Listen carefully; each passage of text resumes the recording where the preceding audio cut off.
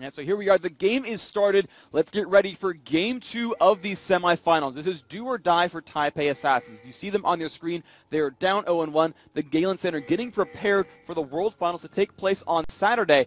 Moscow 5 BenQ. They are one game away from qualifying themselves for that grand final. It's 1-0 in this best of 3. They are winning in this matchup. M5 wants this. TPA needs this to stay alive.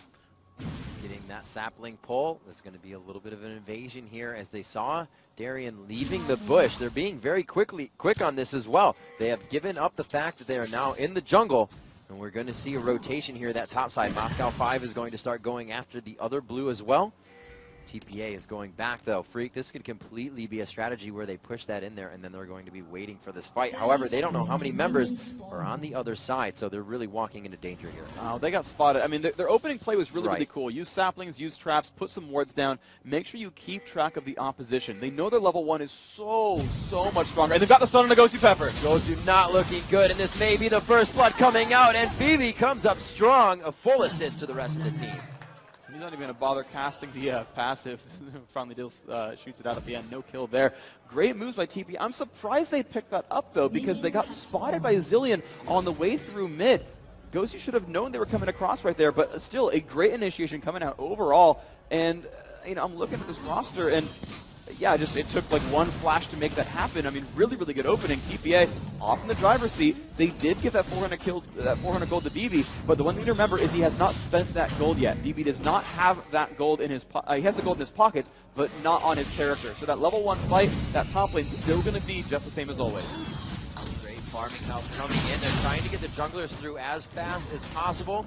You do see the smite is down onto Diamond, and he holds his smite on Little Ball, so he's going to be looking to get around the jungle and get out quite quickly. With that assist, it's going to help him get those items that he needs to keep scaling, into this game. Looks like we do have boots pots going on to Gosu. He blew one of those as he went down, so that lane is going to be aggressive, but they're going to be looking for fast kills and then to get back out. Freak, they have no vision to be safe in that lane. 2 minutes and 30 seconds in, another invasion coming in here. The red buff dot, or the dot, is still there for Diamond. He can see that they're taking this because the skull is still on the map for him. He looks to go in. He will not be able to get it. It goes to Maokai, and they're going to be forced. No, actually, Little Balls, or he did get that, sorry.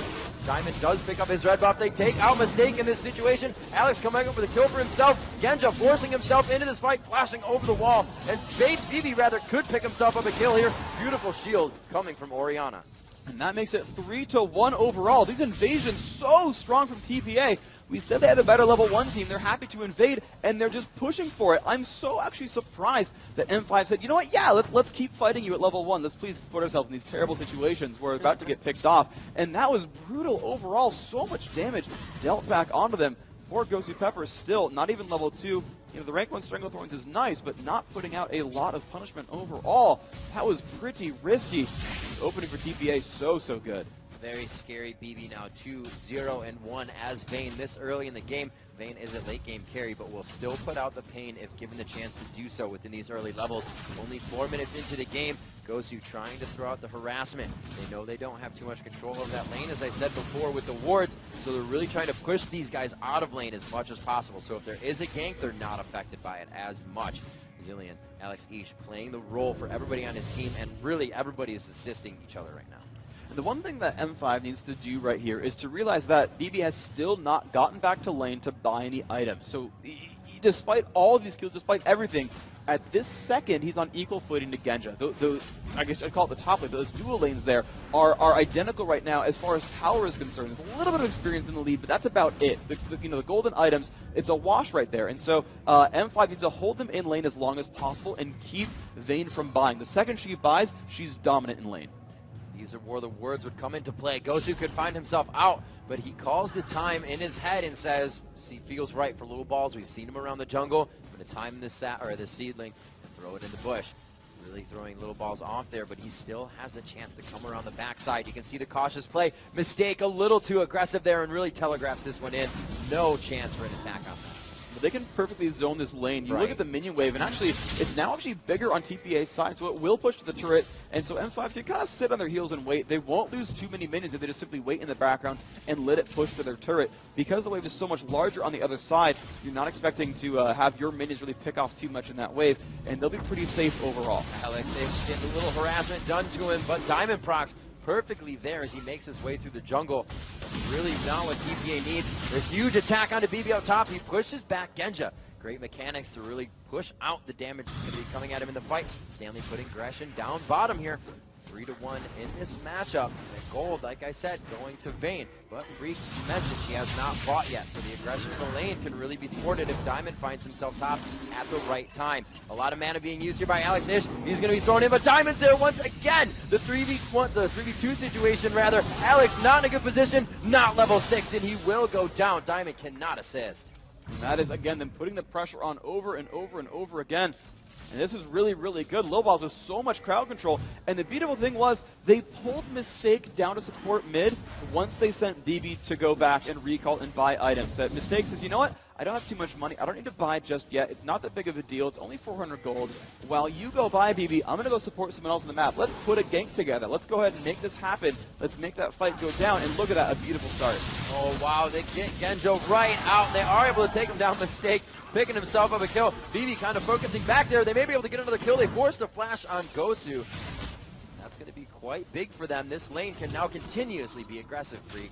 The mechanic there for TPA was really, really strong. After that first kill, notice that Mistake walked forward and made sure he pulled turret aggro. As soon as a turret hits a champion, it will stay on that champion until he leaves range, no matter what. No matter if someone swings at you, no matter whatever happens, until that guy dies or leaves range, it will stay on Mistake. And so he sat there and said, yes, hit me, hit me, hit me. He, you know, and Ghost Pepper knew he had to flash to escape that because Vayne would have kept stutter stepping, walking over and swinging, walking and swinging, walking and swinging. He was 3 hits from getting the kill, forced the flash. At that point, there was too much pressure required. He got out. Stanley going aggressive on Darien here. You can see the sustain coming into play a bit as they demonstrate equally. We can see just how confident Taipei Assassins is right now with a few of their purchases.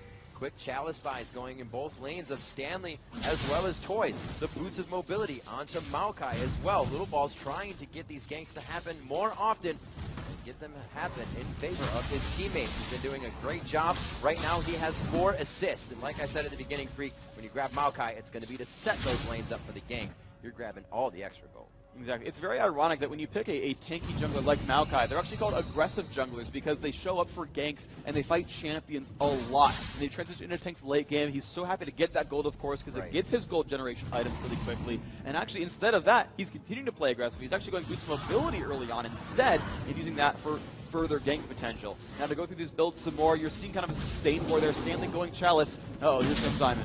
Toys is on. They are going to lock him down. Command Shockwave comes out. They get a little bomb damage there. The blue buff is going to keep Toys on the aggressive. He's going to be able to throw out a few more auto attacks. Each one scaling with a bit more damage. The Ping's top lane as they have Taric off to the side of it. Stanley trying to heal himself up in that bottom lane bush. Continuously pushing that lane, 63 to 52. The matchup still in anybody's favor there. Nobody really has the upper hand. They both have pretty good regen going down for themselves right now. And you can see him really no mana still staying in that lane. Top lane still being addressed quite a bit as the junglers both leaving their red buffs right now. You could see a little bit aggression towards that top lane. The wards are down for both teams here as they start to really figure out that the abilities are up. Everybody's starting to get their ultimates, Freak. The team fights are going to start to come to fruition in a little bit here. Yeah, I think, and then one big thing here for Stanley is he's actually got Summoner Teleport overall, so he'll be able to show up to those fights much more frequently. I think TPA definitely wants to keep moving in and put that pressure on because they, you know, they want to keep the aggression going. They've got enough of an advantage. They can actually keep pushing that advantage. Vayne is such a good duelist. We talked about that in the post-game to Game 1, where Vayne was able to go on and do whatever she wanted and just simply be that queen duelist. And so they want to keep putting her in fights where she can win. They want to keep putting Toys in those battles as well. He's got enough mana regen. He's got good enough cooldowns that he will keep putting pressure on the map as well. The overall team fight here, 10 minutes into the game, is just better for TPA. I think M5 would love to let this kind of sit down and, you know, just let turrets take a bit of damage and just let that, you know, fight equal out. He's in a dangerous spot. He throws down the chrono shift. They're still attacking, and they allow him to go down. But there's a little bit of crowd control here still. Can they go for it? And they will. Drop him a second time with that Ignite on. Diamond trying to go for the kill, but Little Balls flashes out perfectly on top of the ward. The teleport comes in from Stanley, and it looks like they may continue to dive. The flash is forced out. So many summoner spells used in that fight, coming into 10 minutes in the game, but TPA grabbing an upper hand there. And they're going to keep that pressure on, that Summoner Teleport being used, forcing the flash away from Diamond, and that severely limits Diamond's opening potentials. Look at who he could gank.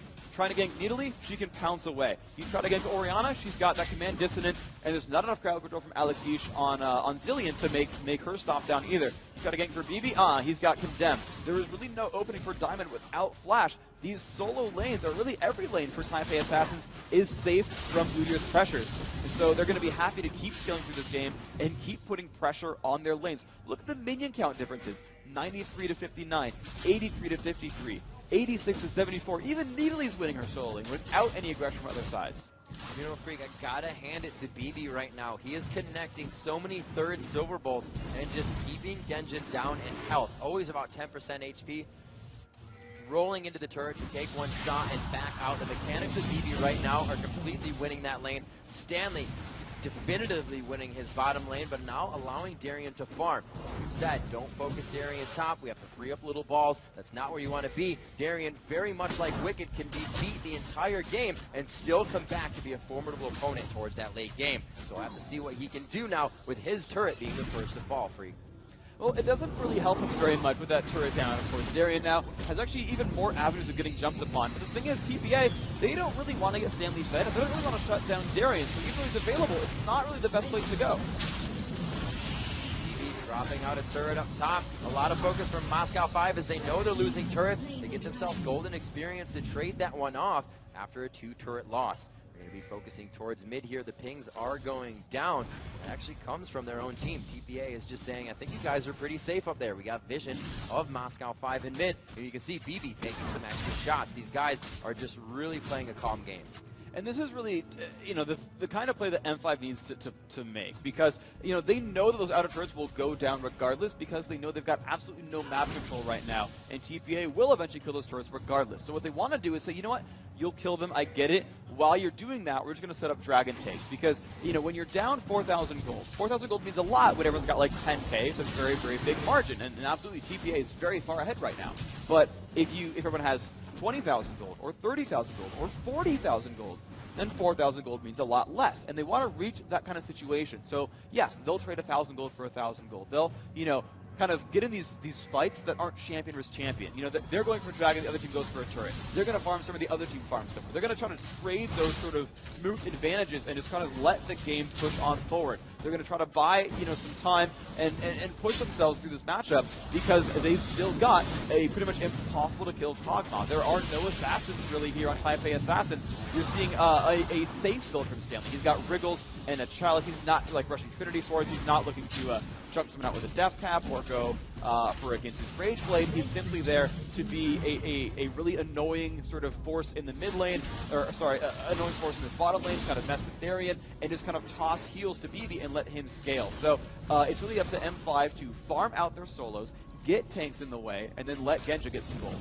So TPA Assassins super bringing out their suffocation strategy right here. If you guys want to rewatch this, tell your friends. This is exactly how it's done. Moscow 5, a definitive game last time. They really come out huge. Everything was crumbling in their favor. The kills from TPA, like we said, the Stand United and Requiem down bottom last game, those were all going in favor of Moscow 5, those little instances. TPA is creating all of these for themselves this game. They destroy top lane. They leave BB now to run. They destroy mid lane, and now suffocating that bottom lane because they knew Darien was going to be down there to farm a broken down turret.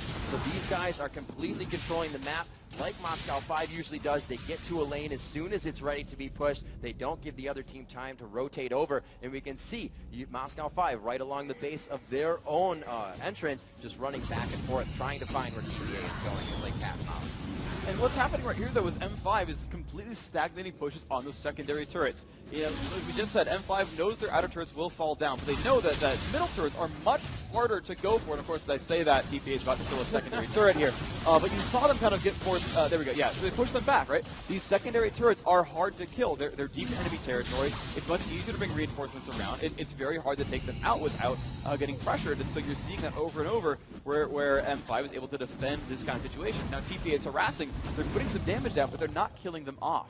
And while this is happening, you can just see at this top lane, Genja is just left alone, farming and farming and farming and trying to catch up in this game.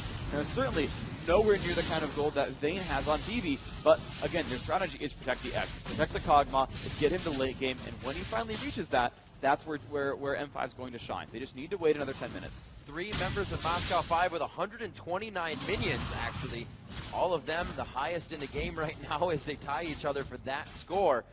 Really, nobody's trying to farm it out. Finally, BB breaking that one down, goes up to 100 and plus 30. 6-1 at 15 minutes into the game. 22,000 to 17,000 gold. We can just see who has accrued the most, and that goes to 56,000 on BB. Vayne being very strong to dazzle onto Darien, and they're really just trying to get shots onto this turret.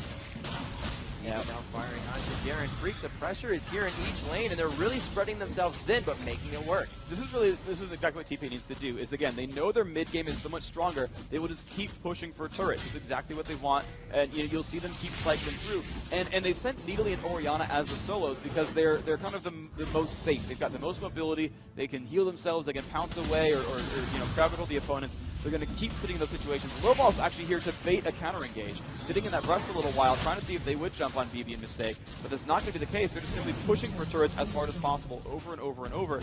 And again, because M5 wants to stall, TPA wants to close this out. They will simply, no matter how hard it is to do, they are just going to keep pushing because that's the only thing they've got left to do. Now, Freak, coming into this portion of the game, however, we see that Moscow 5 is forced out of a lot of these fights. It seems in or out of the jungle, TPA is bringing a stronger team right now. And this is because a lot of it is honestly gold-based, that their level 1 team is strong. This is kind of what happens when you bring an early game focused team, and like you'll really have with Tarek Maokai and such, and you're not so much with York, who's got really terrible at level 1, is they just want to go for pressure early on, make those fights happen, and they actually made those fights happen. That's the really thing for an early game team, is you've got to actually fight to do it. Stanley very low on mana, initiating too hard here. His team is really split between left and right. Toys taking a bit of damage there, but they get the damage onto Gosu and Alex. They've done a great job at just taking those cooldowns. Stanley was really caught out of position there, but Moscow 5 knew they didn't have the engage. TPA was forced to run back and forth and make sure he could get out alive. See Alex each running away, blinking as Genja farms that bottom lane. It's still 154 minions for BB to 122 for Genja. Very much different game for the AD carry here. And this is absolutely going to have to be a game where Moscow 5 adapts to the carry. Yeah, and they've got to just shut down BB, absolutely. It's going to be hard to do it, but that's what they've got to go for here. And you're just going to see it be so difficult because TPA are going to be reserved. They're going to be smart about their movements. You're seeing Stanley once again running to that top lane. Now, they don't have a Shen like they had, but they've got a Summoner Teleport, which is just as good. He will shove around that top lane, be very hard to catch with Pounce, with Wriggles, putting extra wards down to make sure he's not watched, and he's just really, really controlling the sort of map movements of his opponents. He's going to get nice and farmed. He's going to keep his gold going up. M5 completely controlling Dragons here. This is how they're going to keep their gold up in this game as they try to stall it out and push forward. But you're just going to see constant pressure. These turrets still able to fall. They're finally going to look for their 6th here as Stanley continues to shove this top lane.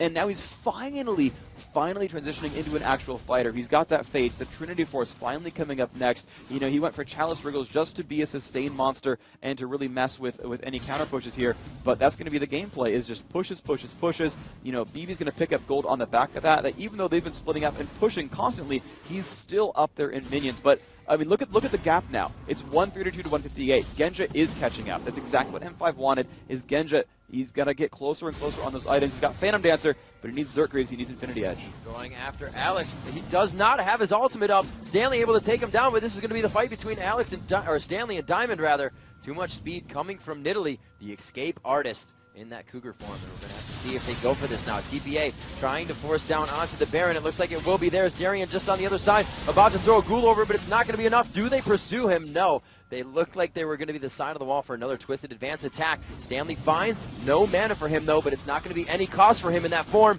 Continues the pressure on, gets as much as he can, and really, Freak, what they're doing right now is just keeping Moscow 5 out of their lanes, allowing a little bit of push here, and great job by Stanley for not allowing Darien to back.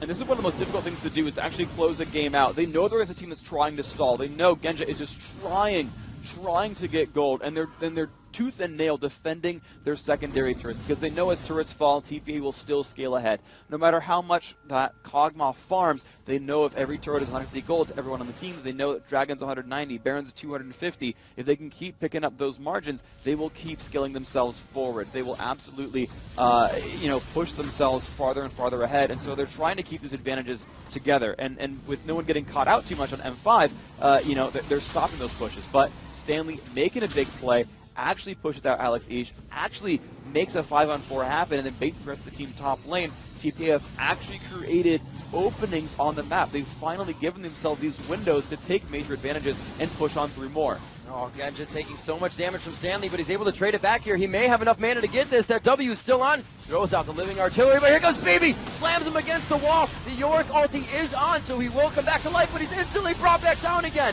Trying to stay in this fight. It is going to be Diamond Procs going down. A huge initiation for BB, and he finally falls. The shutdown going to Darian in this fight. Alex Ish's chrono shift is down. Darian there to keep that pressure on. Gosu can lock them down to the turret. Stanley gets out of that, and it's just huge pressure from TPA Assassins right now. Darian is, however, able to clean up a few kills for his team. It's now 3-3, or 4-3 now. Finally, the last auto attack and double kill for Toys. The ace onto Moscow 5. He almost killed Lil Boss by running a freaking bomb into him. But they did survive that one overall. This turret low enough they could backdoor it. Toys, yep, there's the shield. Says Lil Boss, come on, dude, thank you. She almost died to the turret as a result there. TPA, flawless team fights. And actually, M5, they did almost pull that one back. Genja got caught out. He took a lot of damage, but they kind of collapsed into that fight really, really well. They nearly turned that one around, but that fight was really carried on the back of the gigantic gold lead that TPA Assassins built for themselves. M5's power is always team fights. Let's watch that last fight with player audio.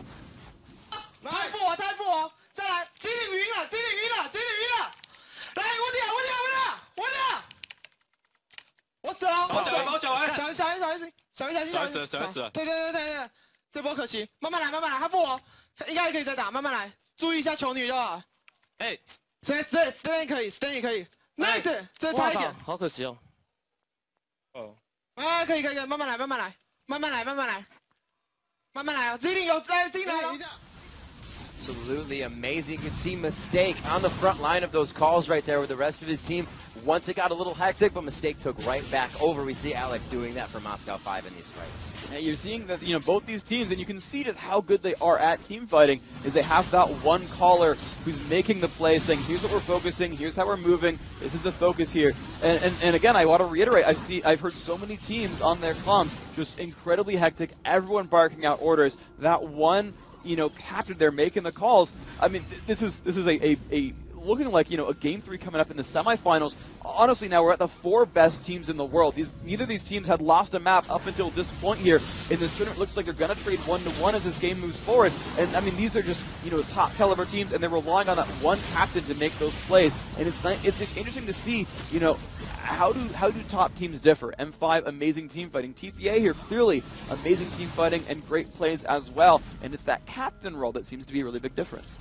Freak, with how the game went last time, Moscow 5 was so in the driver's seat. I pointed out that, TPA Assassins kind of had a composition that relied a lot on itself. But each lane fended for itself. That composition of reliance is totally out the window. They can all do what they want, and their team composition has become that much stronger, allowing BB to run by himself. He can pretty much 1v3 any situation against this team. There's not enough crowd control to just lock him down. Those dodges of him and his mechanics this game have been paying dividends for his team. Right now, 3-1-4, 5-0-5 coming in from Toys in mid. Toys, another key to victory. Get him fed and play around his game and strategy, and has just been huge for these guys. And whenever Stanley gets in trouble, we saw him going into that last fight, really tanky enough to take on the cooldowns for the fight. TPA has just turned this one into their favor, now dictating these fights and on the front step of Moscow 5 space. Looks like they're going to back off here. Dragon should be coming up quite soon. That was about 17 minutes that it went down. 12-4 here. They are in an 8,000 gold lead right now for TPA Assassins. The good thing here for TPA is that they've got 2 healers on the roster. They've got Tarek and Nidalee, both of whom will keep the health bars sustained from that team. You've got 3 points in the heal of Tarek, You've got, I'm going to guess 5. You got 5 points in the heal for Nidalee as well. So they've got a decent amount of sustain here, plus the Chalice there on Nidalee, giving her some nice mana regeneration. I mean, this roster is about sieging. And when you consider one of the biggest long-range nukes is going to be Time Bomb, it's very easy for Toys and Orianna to shield that damage output as well. Honestly, TPA, as long as they've got the mana for it, are going to be near immune to long-range harass. And that's really the only tool M5 has. Because what M5 needs to do is try to swipe out minion waves, which will be very difficult. They don't have a Nivea or Karthus or Caitlyn or things like that that'll sweep waves out really, really easily. So they're really relying on kind of getting into the fight, taking a bit of flack as they do it, and trying to harass back TPA. But as TPA Assassins heals themselves back up, they're just going to put themselves over and over again in these long-range sort of siege situations where they're just at odds, and they're going to take some damage, and they're going to hope to heal it back. Stanley now with the Golem buff is a huge deal here. He's going to have a lot more presence in those fights. So Darian, forced to build a little bit differently this game. We saw him go straight Triforce into that Guardian Angel. Now really not building himself tank either. Where are they going to find that front line for themselves to come from, Freak? Stanley is getting quite tanky, and they're really able to just come into these fights a lot stronger. And the difficulty here is that, they're going to hopefully rely on Diamond to be a tank, but, with him going Manamune into a Trinity Force here, they don't have that front line. You heard Dan talk about the fact that the team needed a Frozen Heart, and Randall's Omen was in that mix as well onto Olaf in WE versus CLG. They need, very directly, a Frozen Heart in this matchup. They need that to help shut down BB on Vayne. No one else, except for Toys, is a gigantic damage threat. Stanley, very utility-based. He added a Spirit Visage there just to be a bigger tank. He's got Mercury Treads overall. He's honestly just a mobile, low cooldown tank, trying to be as disruptive as possible and toss heals onto his team. It looks like he may be able to get out of this one as he just gets into that bush. That passive going to give him some movement speed. And you can see him turning around, knowing the aggression. TPA now going on to the Baron. It looks like they will be able to grab this one down. Will be nice for them. They wait on it, though. If they can get some damage, it will stop the Baron from healing. They keep that tick in. They're just waiting for them to come out. They're really baiting this fight out. They know that M5 is too spread out. Coming in from the side, it's going to be Diamond. He tries to steal it on Udyr, and he's not going to make it out alive. BB takes him down 13-4. A huge push by TPA coming up. And that was really smart how they played that one out, because they kept trying to bait Diamond into flash over the wall. They did not want to risk that smite. You saw, again, with the WE-CLG match, where they had control over Baron, they knew they'd probably get it, but Snoopy was afraid of getting out-smited. And they went, okay, we'll push it. Okay, hold on. All right, now Kog'Maw got vision. Okay, but wards are swept. Okay, go back in. And they bursted it down at the last second. You saw Diamond's flash come in after Baron was killed, because they just psyched him out enough to get full control. Freak, oh my god, coming in so big. Genja, Chrono Shift down, but they continue to fight him. Genja will come back up, but he's going to be obliterated once more. No, he makes it out towards the top side. We do see that Darian falls. Genja forced away from and then back towards his turret. A double kill coming in. Huge game for BB here as he comes in to finish off this one with his team, focusing down onto Diamond, but it should be the inhibitor. They're going to gain some huge ground here as they turn Moscow 5's base into shambles. Moscow 5 not exactly flustered, but I think this is the first time we have seen them not be able to answer a strategy. The suffocation from TPA Assassins just too much. Huge damage coming from that Orianna Shockwave, but she is forced to bring it back. Oh, yes, coming out huge. Toys just back down to his team, and it's going to be that first Nexus turret, the second Nexus turret, the Nexus now, a game 3, Moscow 5 forced to defend on the fountain, and it's going to be